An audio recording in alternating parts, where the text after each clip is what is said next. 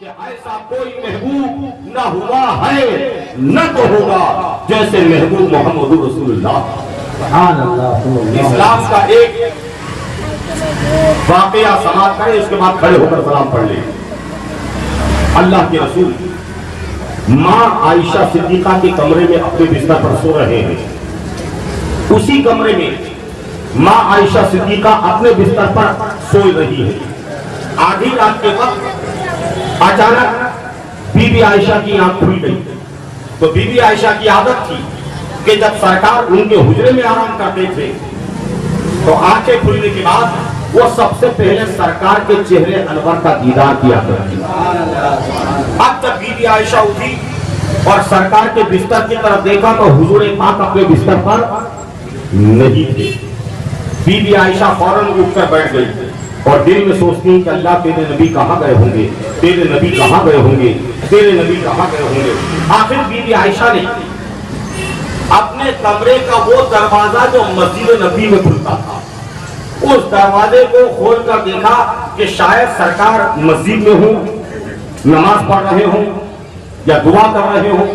تو be be عائشہ جب اس کمرے کی طرف آئی کہ سرکار مسجد میں ہوں گے تو کمرے کی طرف آئی تو مسجد کی طرف کھلنے والا دروازہ اندر سے ہی بند تھا۔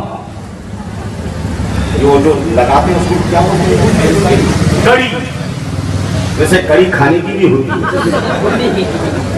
مطلب یہاں 2 in 1 بولا جاتا ہے۔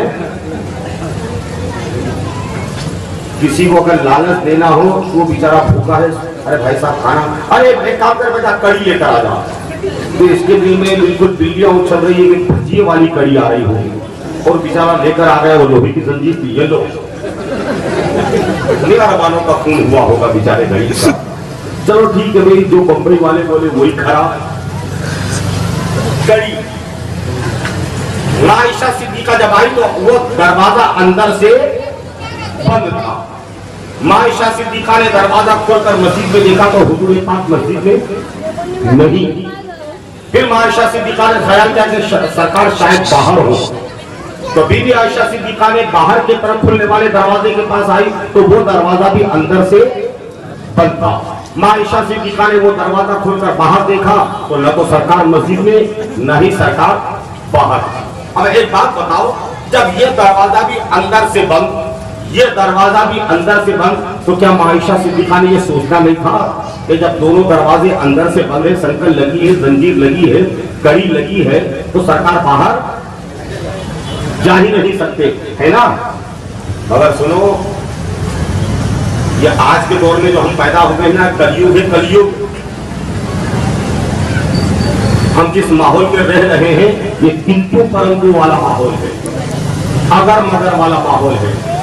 ہم نے اپنے باپ داداؤں کو دیکھا کہ درود فاتحہ کر رہے ہیں، کوئی چھچوڑا آدمی آ کے بولتا میاں یہ تو بدعت ہے، چھوڑ دیا۔ باپ دادا میلاد پڑھتے آئے، ہم نے دیکھا باپ داداؤں کو میلاد پڑھتے ہوئے، کوئی ٹپوری آ گیا، اس نے بول دیا صاحب میلاد تو بدعت ہے، اس کو بھی چھوڑ دیا۔ باپ دادا بزرگوں کی مزار پر چادر چڑھاتے، پھول چڑھاتے آئے، دیکھتے رہے، کوئی آوارہ قسم کا آدمی آ گیا، 4 بال فیویکول سے چپکا کر اور بول دیا صاحب یہ تو ناجائز ہے، تو چھوڑ دیا۔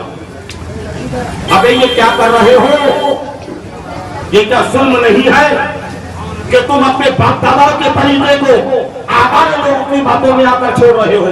میں یہ جہاں واقعہ بھی روک رہا ہوں، اسی بات کو میں کل آگے بڑھاؤں گا، مگر ایک میسج دے رہا ہوں، ایک پیغام میرا لے کر چلے جاؤ، ایک پیغام میرا لے کر چلے جاؤ کہ تمہارے باپ داداؤں نے جو کیا وہ حق تھا، حق ہے اور حق ہی رہے گا۔ تمہارے باپ داداؤں کا کوئی اسلامی طریقہ غلط نہیں، تمہارے باپ داداؤں کا کوئی اسلامی طریقہ غلط نہیں، تمہارے باپ داداؤں کا جو اسلامی عمل کل بھی حق تھا، آج بھی حق ہے، کل بھی حق رہے گا۔ یہ بھول جاؤ کہ آوارہ قسم کے لوگ جن کا نہ اگواڑا معلوم، نہ پچھواڑا معلوم، نہ اڑوس معلوم، نہ پڑوس معلوم، ارے وہ یہودی کی اولاد ہے کہ عیسائی کی اولاد ہے یا نہ جانے کس کی اولاد ہے، جہاں کھال چپکا لیے آسام باپو کی طرح اور بڑا پیٹ لا کے بتا دیا کہ یہ حرام ہے تو تم نے حرام مان لیا، اس نے کہہ دیا یہ ناجائز ہے، تم نے ناجائز مان لیا، اس نے کہہ دیا کہ یہ بدعت ہے، تم نے بدعت مان لیا۔ ارے اللہ کی قسم تمہارے ماں باپ تمہارے باپ دادا بدعت کرنے والے نہیں تھے، تمہارے باپ دادا حرام کرنے والے نہیں تھے، تمہارے باپ دادا ناجائز کرنے والے نہیں تھے، اس لیے کہ تمہارے باپ دادا کو اسلام کس نے دیا؟ غریب نواز۔ الحمدللہ بھارت میں اسلام کون لایا؟ سبحان اللہ سبحان اللہ غریب نواز۔ ہندوستان میں قرآن کون لایا؟ میرے غریب نواز غریب نواز۔ ہندوستان میں کلمہ کون لایا؟ غریب نواز۔ ہندوستان میں دین کون لایا؟ غریب نواز۔ 42 سال میں جالی والوں رفیق عالم حسینی کی بات کو دل کی تختی پر نوٹ کر کے اٹھو، تقریریں ہمیشہ سنتے رہتے ہو اور یہ ناصر وغیرہ ہمیشہ کرواتے رہیں گے، مگر چند باتیں ایسی ہوتی ہے جس کو دل کی تختی پر نوٹ کر کے گٹھان باندھ کر رکھا جاتا ہے۔ صرف 42 سال میں 90 لاکھ لوگوں نے کلمہ پڑھا ہے۔ تمہارا بیٹا تمہاری بات نہیں مانتا، تمہاری چورو تمہاری ہر بات نہیں مانتی۔ میرا وہ غریب نواز تھا جو عطائے رسول بن کر آیا، 42 سال میں 90 لاکھ لوگوں نے سب چھوڑا، ان کے دامن کو تھاما اور رب کا کلمہ پڑھا۔ 90 لاکھ لوگوں نے کلمہ پڑھا ہے۔ مجھے یہ بتاؤ لوگوں کہ میرے غریب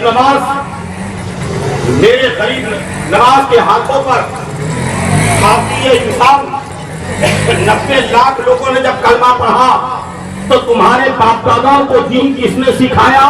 میرے غریب نواز غریب نواز نے۔ تمہارے باپ داداؤں کو اسلام کس نے سکھایا؟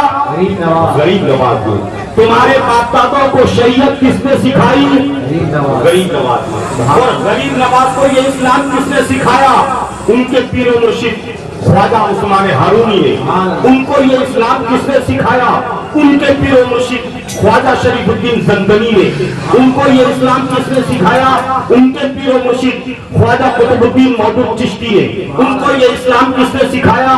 ان کے پیر و مرشد خواجہ ناصر الدین ابو یوسف چشتی نے۔ ان کو یہ اسلام کس نے سکھایا؟ ان کے پیر و مرشد خواجہ ناصر الدین ابو محمد چشتی نے۔ ان کو یہ اسلام کس نے سکھایا؟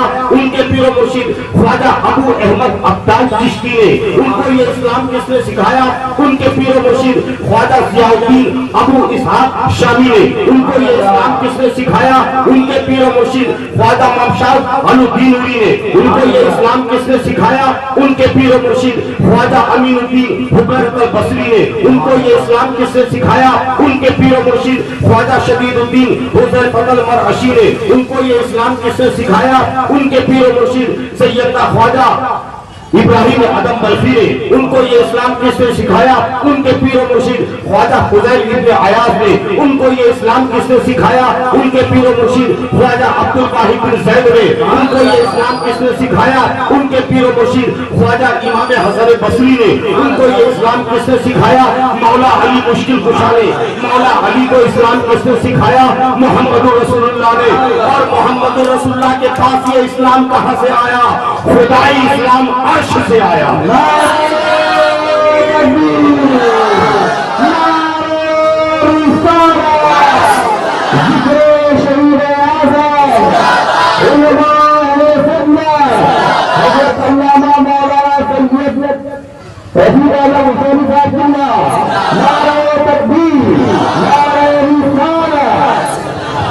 لوگوں کیا یہ حیرت کی بات نہیں کہ جو اوریجنل اسلام عرش سے آیا تھا مدینے میں، وہ اسلام غریب نواز لے کر آئے بھارت، اور غریب نواز نے اوریجنل عرش کا اسلام تمہارے باپ داداؤں کو سکھایا، اور آج سے 50 سال پہلے تک تمہارے باپ دادا اسی اوریجنل اسلام پر عمل کرتے رہے۔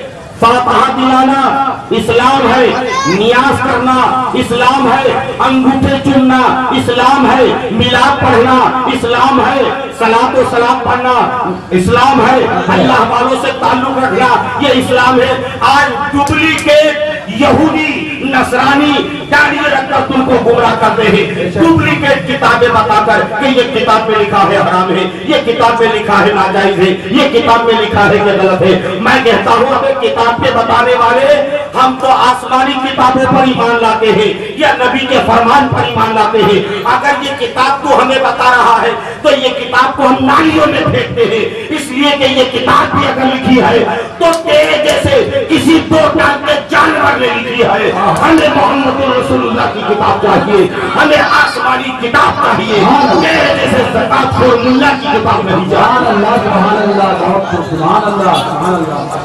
लोगों, अपने बाप दादाओं के दीन को हरगिज़ मत छोड़ना, अपने बाप दादाओं के मुकद्दस तरीके को हरगिज़ मत छोड़ना। इंशाअल्लाह अपने बाप दादाओं के शरीयत पर जो जो अमल उन्होंने किया है इस्लाम के दायरे में, हरगिज़ उन चीजों को मत छोड़ना।